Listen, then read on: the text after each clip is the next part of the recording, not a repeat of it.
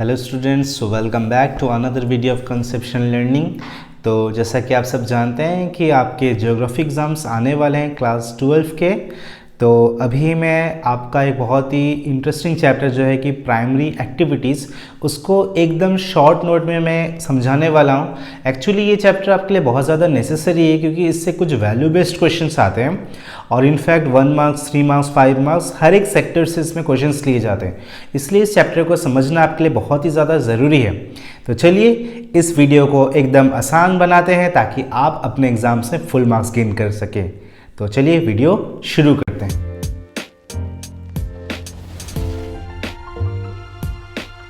तो देखिए, जैसे मैंने बताया कि हम अभी प्राइमरी एक्टिविटीज पढ़ने जा रहे हैं, तो सबसे पहले मैं आपको इसमें बता दूं कि प्राइमरी एक्टिविटीज कहते किसको है। ठीक है, तो प्राइमरी एक्टिविटीज वो होता है जिसमें हम लोग क्या करते हैं, हंटिंग एंड गैदरिंग करते हैं और हंटिंग एंड गैदरिंग के साथ साथ हम लोग करते हैं पैस्टोरल एक्टिविटी, यानी जानवरों को चराना, मछली पकड़ना या फॉरेस्ट्री करना या खेती बाड़ी करना या माइनिंग, यानी जितने भी हम लोग नेचर या लैंड से रिलेटेड प्रोडक्ट्स को करते हैं या काम को करते हैं उन्हें हम लोग कहते हैं प्राइमरी एक्टिविटी। यानी इसमें ना ही कोई इंडस्ट्रीज आती है, ना ही किसी रॉ मटेरियल को फिनिश्ड गुड्स में ट्रांसफॉर्म किया जाता है और ना ही किसी को कोई सर्विसेज प्रोवाइड की जाती है।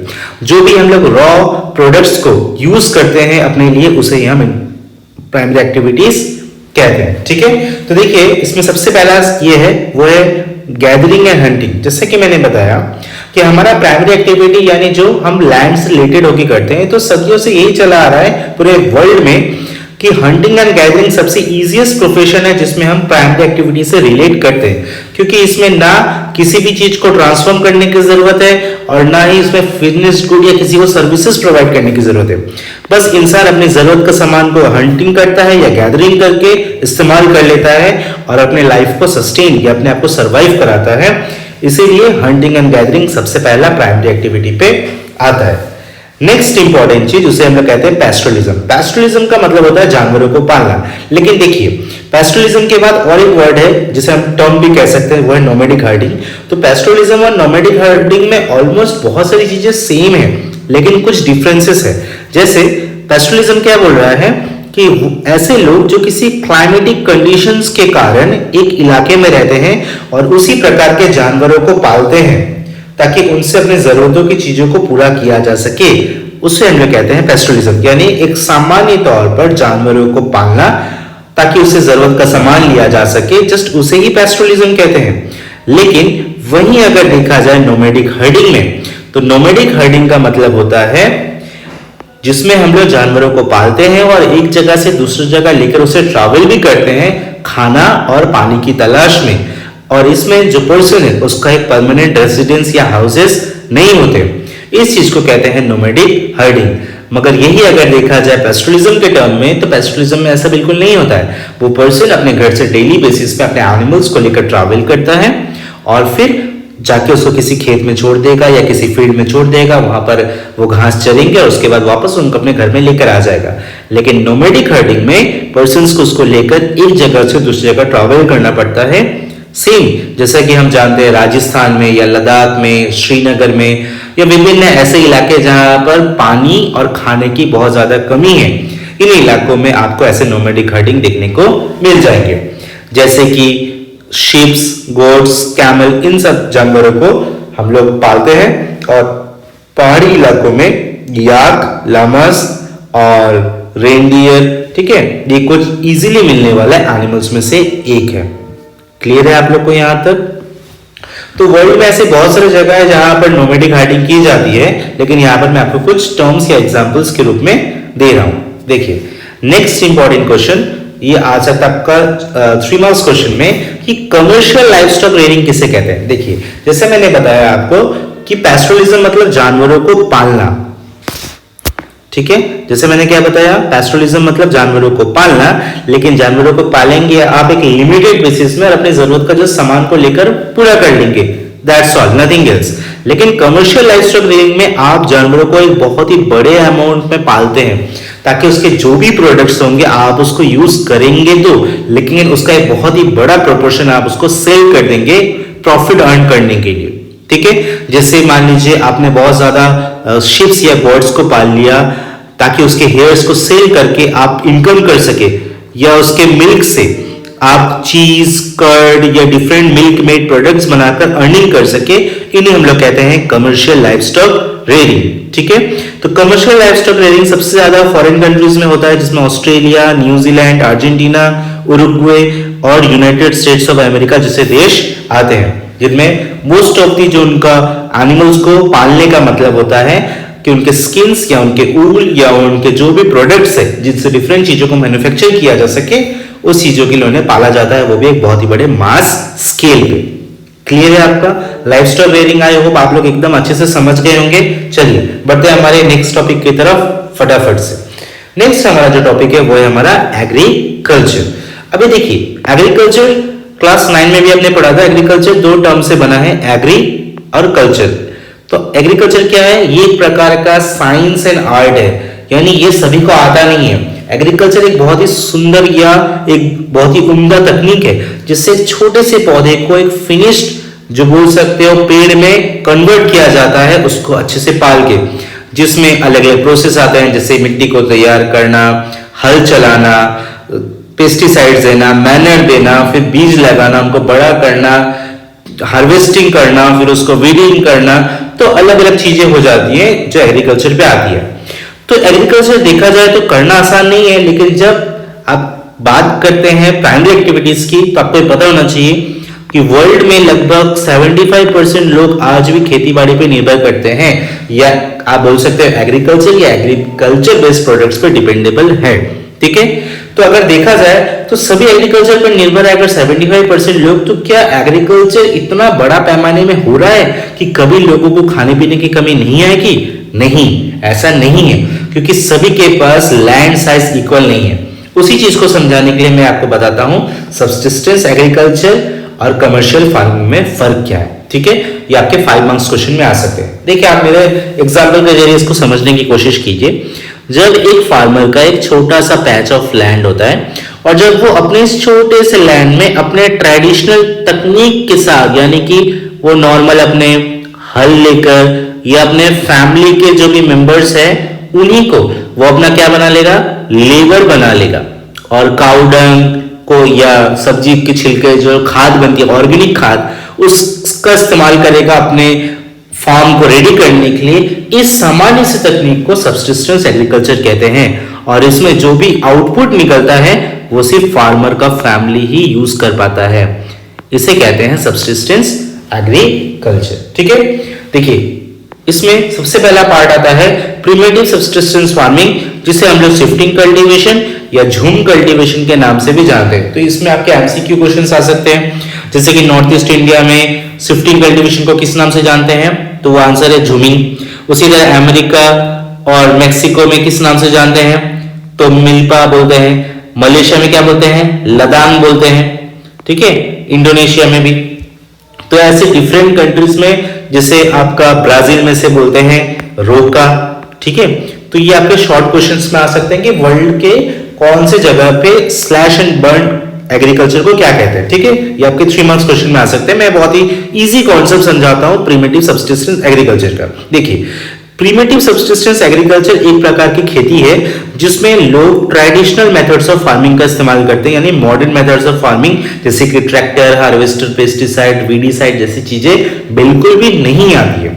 इसमें फार्मर पहले जंगल का एक पैच ऑफ लैंड चुनता है, क्योंकि प्रिमिटिव सब्सिस्टेंस फार्मिंग करने वाले लोग मोस्टली हंटर एंड गैदरर्स होते थे, इसीलिए फॉरेस्ट का ही मैं एग्जांपल दे रहा हूं। इसमें जो पेड़ होते थे वो लोग पहले क्या करते थे, इन पेड़ को एक लाइन से काट लेते थे। काटने के बाद जो भी इसमें रिमेनिंग ब्रांचेस एंड लीफ बचते थे वो उनको क्या करते थे, जला देते थे। इसलिए स्लैश एंड बर्न। ठीक है, अब क्या बचे इसमें? एशेस बच गए। अब इस एशेस को क्या करते थे, वो इसे मिट्टी में मिला देते थे। आप जानते हैं कि जो छाई या राख है वो सॉइल की नेचुरल फर्टिलिटी को इंक्रीज करने में मदद करता है। जब ये नेचुरल फर्टिलिटी इंक्रीज हो जाती है तब उसमें खेती करते हैं। लगभग 3 से 4 साल तक खेतीबाड़ी होती है, और इनका मेन सोर्स ऑफ वाटर क्या होता है? रेन। लेकिन एक मिट्टी इतने लंबे समय तक सिर्फ बारिश के पानी से तो नहीं चल सकती, इसलिए ये लैंड अपना फर्टिलिटी डिक्रीज कर देता है या खो देता है। तब उनको मूव करके एक जगह से किसी नई जगह में जाने की जरूरत पड़ती है, इसीलिए इसको शिफ्टिंग कल्टीवेशन या झूमिंग के नाम से भी जाना जाता है। समझ में आया आपको? मैंने आपको सबसे इजीएस्ट वे से समझाया है। आई होप आपको ये समझ में आया होगा। अगर समझ में आया है तो प्लीज ज्यादा से ज्यादा वीडियो को शेयर कीजिए, अपने फ्रेंड्स तक पहुंचाइए और चैनल को सब्सक्राइब करना बिल्कुल मत भूलिएगा। चलिए आगे बढ़ते हैं। नेक्स्ट टॉपिक है हमारा इंटेंसिव सब्सिस्टेंस फार्मिंग। देखिए जैसे सब्सिस्टेंस का सिर्फ घर के लोग इस्तेमाल करते हैं, लेकिन intensive subsistence farming almost same ही है। इसमें क्या होता है, फार्मर का लैंड जो होता है वो स्मॉल होता है और यहाँ पर वो ट्रेडिशनल मेथड्स ऑफ फार्मिंग का इस्तेमाल करता तो है, लेकिन यहाँ पर वो लेबर को ज्यादा लगाता है। देखिए area is high but productivity पर लेबर इज लो, और ज्यादातर जो ऑक्यूपेशन से ज्यादातर जो ऑपरेशन से वो मैनुअल लेबर के द्वारा ही कराए जाते हैं। समझ में आया? और ये मोस्टली शहरों यानी टाउन या सिटीज वाले एरिया में होता है, जहां पर लैंड का साइज बहुत ही कम होता है और वहां पर वो ज्यादा लेबर्स को इनपुट कराता है ताकि ज्यादा से ज्यादा प्रोडक्शन हो सके, जिसमें थोड़ा वो अपना यूज भी करेगा और थोड़ा सा सेल भी कर सकता है। लेकिन सिर्फ अगर सब्सिस्टेंस की बात की जाए तो इसमें ऐसा नहीं होता है। क्लियर है? ये आपका बेसिक डिफरेंस है। सो इंडो गैंगेटिक प्लेन में ऐसी चीजों को इजीली उगाया जाता है जिनमें आते हैं soybean, sugarcane, sorghum and vegetables.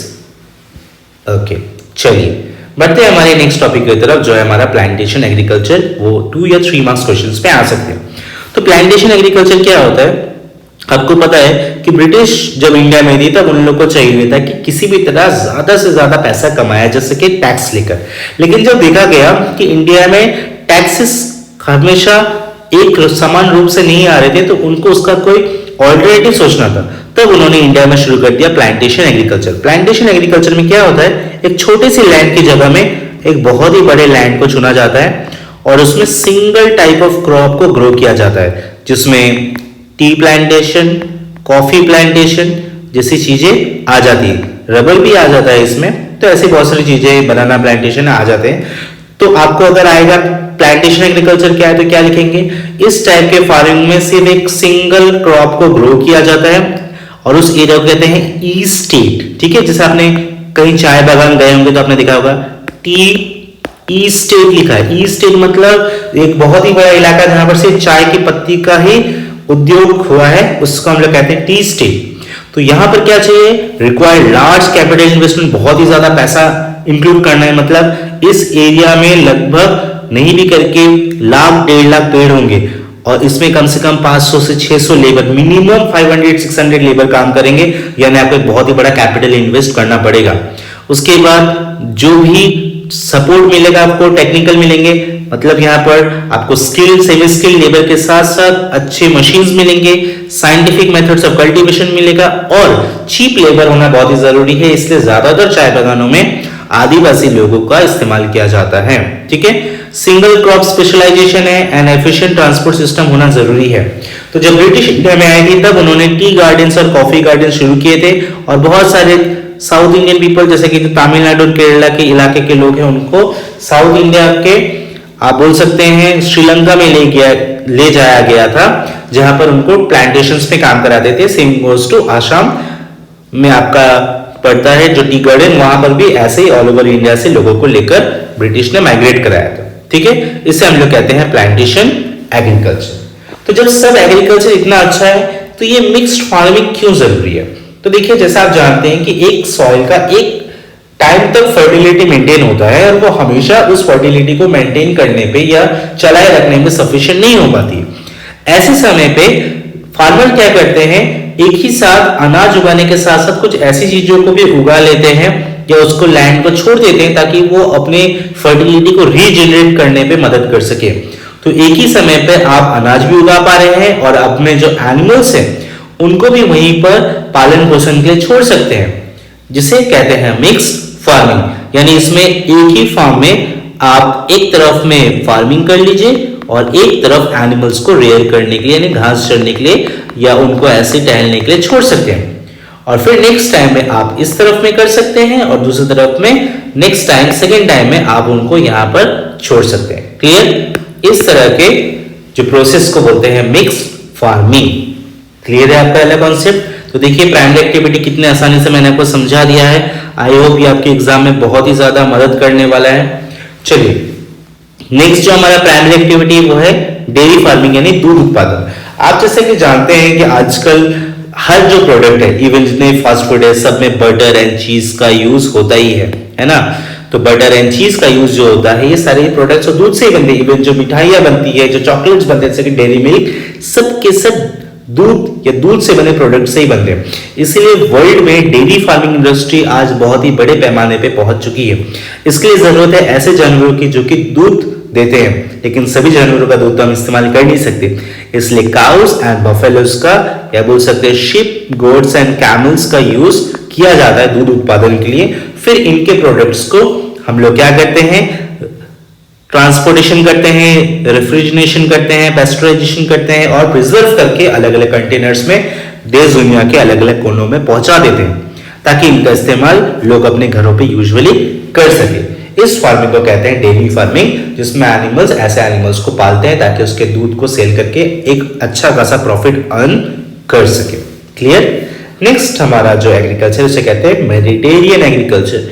Mediterranean agriculture Arctic and Antarctic circle जैसे इलाकों में होता है, क्योंकि इस जगह पे सूरज की जो रेज है, देखिए जैसे ये अर्थ बता रहा हूं आपको, ये जो इक्वेटर हो गया 0 degree, Tropic of Cancer and Tropic of Capricorn 23.5 degree हो गया, और ऊपर भी 23.5 डिग्री हो गया, नॉर्थ एंड साउथ। उसके ऊपर आता है आर्टिक सर्कल 66.5 डिग्री नॉर्थ, और नीचे आता है एंटार्क्टिक सर्कल 66.5 डिग्री साउथ। इस पोजीशन में क्या होता है, सनलाइट जो होती है वो सिर्फ इस एरिया पे रेंज करती है।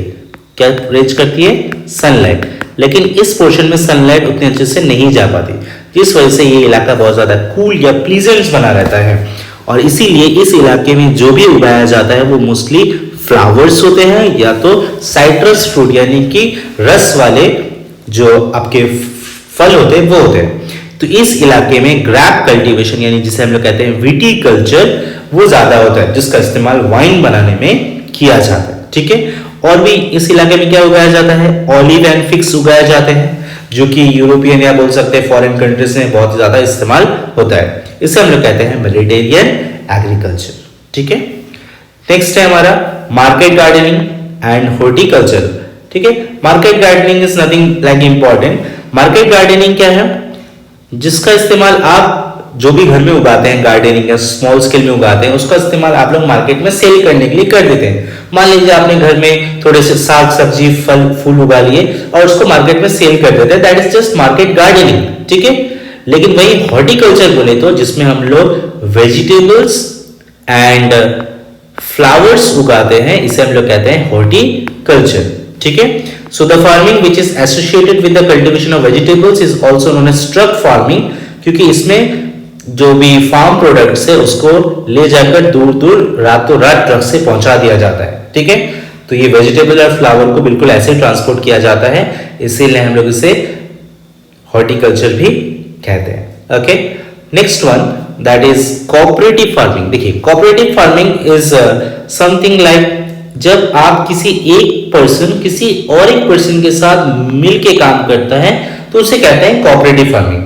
सो एक कोऑपरेटिव सोसाइटी जिसमें अलग अलग फार्मर्स एक साथ क्या करते हैं, एक दूसरे के सामान को लेकर एक दूसरे की मदद करके काम करते हैं। मान लीजिए कि एक खेत है और उसमें आपने ट्यूबवेल लगा लिया अपने खेत में पानी देने के लिए। अब मान लीजिए आपके बगल वाले 3-4 खेतों में पानी की कोई सुविधा नहीं है, तो आपने यहां से अपना एक नहर या बोल सकते हो लाइन छोड़ दिया हर तरफ से, ताकि आपके खेत का पानी निकल के उनके खेतों में भी पहुंच जा सके। तो ये जो एक एफिशिएंट मेथड से आपने एक की जगह 4 फील्ड्स को टोटली इरिगेट कर दिया, इसी चीज को कहते हैं कोऑपरेटिव सोसाइटी। ठीक है। तो कोऑपरेटिव फार्मिंग क्या होता है, जो फार्मर्स होते हैं वो एक साथ मिलकर अपने इनपुट्स को शेयर करते हैं, ताकि जो भी आउटपुट होगा वो एक अच्छे चीज में या अच्छे रेट में वो लोग सेल करके एक प्रॉफिट अर्न कर सके। Okay. Next one that is called the collective farming. ठीक है। देखिए कलेक्टिव फार्मिंग में ये कौन सा मॉडल है, इस मॉडल को कहते हैं खोलखोज। ठीक है। खोलखोज क्या है, कलेक्टिव फार्मिंग और the model of kolkhoz was introduced in the erstwhile Soviet Union to improvise the previous methods of agriculture and to increase agriculture output for self sufficiency। यानी खुद की जरूरतों को पूरा करने के लिए अपने इलाके में फार्मिंग को ज्यादा बेहतर करने के लिए खोलखोज तकनीक का इस्तेमाल कहां किया जाता था, सोवियत यूनियन यानी रशिया में किया जाता था। तो यहाँ पर जो फार्मर होते हैं वो क्या करते हैं, जो भी रिसोर्सेस है जैसे कि जमीन हो गया, लेबर हो गया या लाइफ स्टॉक हो गए, इनको क्या करते हैं छोटे छोटे अपने प्लॉट्स में लेकर करते हैं ताकि अपनी डेली की जरूरतों को पूरा किया जा सके। तो इसे कहते हैं खोलकोस या कलेक्टिव फार्मिंग। ठीक है, तो कलेक्टिव फार्मिंग क्या है? कलेक्टिव फार्मिंग एक प्रकार का फार्मिंग है जिसमें किसान अपने छोटे से खेत में जानवरों यानी लाइफ स्टॉक को लेकर या अपने लैंड या लेबर को लेकर डेली रिक्वायरमेंट को पूरा करने के लिए खेती करता है। इसे हम लोग कहते हैं collective farming. Okay, so this was all up to the, बोल सकते हैं कि प्राइमरी एक्टिविटीज यहीं तक थी। ठीक है, एंड लास्ट प्राइमरी एक्टिविटी वो है एक्सट्रैक्शन ऑफ मिनरल जिसे हम लोग कहते हैं माइनिंग। तो देखिए माइनिंग क्या है? माइनिंग भी जैसे मैंने बताया रिलेटेड टू लैंड है, इसलिए ये भी प्राइमरी एक्टिविटीज में आएगा। ठीक है, क्योंकि इसे सेकेंडरी एक्टिविटीज में जाकर ट्रांसफॉर्म किया जाता है वैल्यूएबल प्रोडक्ट्स या गुड्स बनाने के लिए, लेकिन एज ए रॉ फॉर्म वो वैसे ही इस्तेमाल होता है। ठीक है, तो फार्मिंग जो है वो दो प्रकार की होती है। एक फार्मिंग जिसे हम लोग कहते हैं सरफेस माइनिंग और ओपन कास्ट माइनिंग, जिसे यहाँ पर देखिए आप देख सकते हैं एक ह्यूमन है जो कि गड्ढे को खोदकर वहां से डायरेक्टली प्रोडक्ट्स को एक्सट्रैक्टेड कर रहा है। इसे हम लोग कहते हैं ओपन कास्ट माइनिंग। और दूसरा होता है शाफ्ट माइनिंग जिसमें एक लंबे गड्ढे को किया जाता है जमीन के काफी भीतर तक और एक लिफ्ट के द्वारा उस पर्सन को उसमें डाला जाता है ताकि वो एक जगह पे पहुंचे और वहां से फिर मिनरल को एक्सट्रैक्ट के वापस बाहर आ जाए। ठीक है, इस तरह को बोलते हैं हम लोग शाफ्ट माइनिंग। तो ओपन कास्ट माइनिंग तो बहुत ही सामान्य रूप से हो जाती है, लेकिन शाफ्ट माइनिंग बहुत ही डेंजरस है क्योंकि कभी कभार या बोल सकते अक्सर ऐसा देखा गया है कि लैंडस्लाइड होने के कारण वो पूरा मिट्टी से मलबा दब जाता है जिससे कि इंसान अंदर ही फंस जाता है। ठीक है, तो जो भी तरीके हैं ये माइनिंग हो गया या डिफरेंट चीजें, ये हमारे कंट्री को या हमारे लोगों को मौका दे रही है किस चीज के लिए? एम्प्लॉयमेंट प्रोवाइड कर रही है एंड ये primary activity he secondary and tertiary activities को सपोर्ट कर रही है ताकि किसी भी देश की उन्नति या वो अपने जो भी फिनिश प्रोडक्ट्स है उनको बनाने में कैपेबल हो सके। ओके, तो ये रहा आपका चैप्टर प्राइमरी एक्टिविटीज। तो अगर आपको चैप्टर समझ में आया हो या आपको इंटरेस्टिंग लगा हो तो प्लीज इस वीडियो को शेयर करना मत भूलेगा। तब तक के लिए बाय बाय, मिलते हैं कल।